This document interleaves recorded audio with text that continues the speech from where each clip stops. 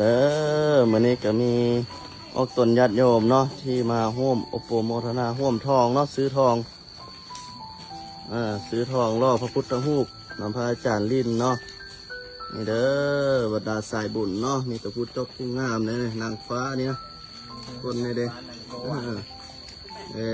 บูชาทองซื้อทองเนาะซื้อทองร่วมสร้างพระพุทธรูปพระทองเนาะนี่มาแต่ที่ใดนี่หนองแวงเมืองหัดไซฟองหนองแวงมาแต่หนองแวงเมืองหักไซพอง นครหลวงมาจากคนอะไร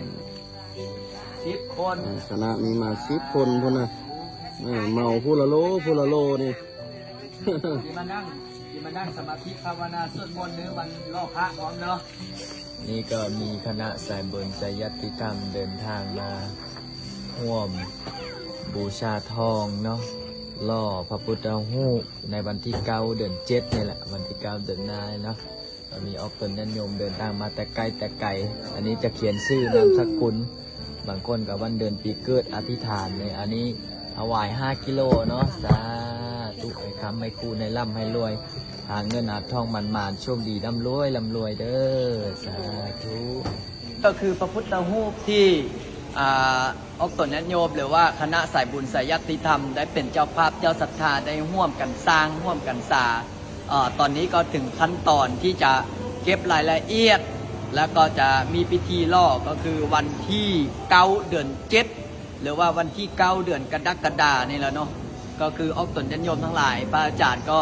ได้ตั้งจิตตั้งใจเพื่อที่จะสร้างพระพุทธรูปองค์นี้เป็นพุทธบูชาธรรมบูชาสังฆบูชา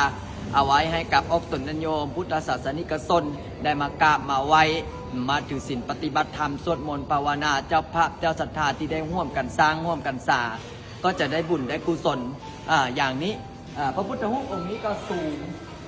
งนี่3 เมตร50หน้าตักก็2 เมตรใสทองประมาณเกือบ2 ตันเนาะตอนนี้ก็ทองเขาก็เอามาเรียกไว้นี่ให้เพื่อออกตนญาติโยมผู้ใดที่มีจิตศรัทธาบอกโอ้อาจารย์เขาน้อยพอครับเป็นเจ้าภาพเจ้าศรัทธาได้ทองกิโลละเท่าใดทองนี้กิโลละ600,000 กีบหรือว่าบางคนอาจารย์ขน้อยของห่วมครึ่งกิโลได้บ่ครึ่งกิโลก็ได้300,000 กีบหรือว่าบางคนว่าอาจารย์ขน้อยของห่วมเกาะห่วมห้อย10,000 กีบ20,000 กีบหรือตามกำลังศรัทธาได้บ่ได้พิธีล่อพระพุทธรูปก็คือวันที่9 เดือน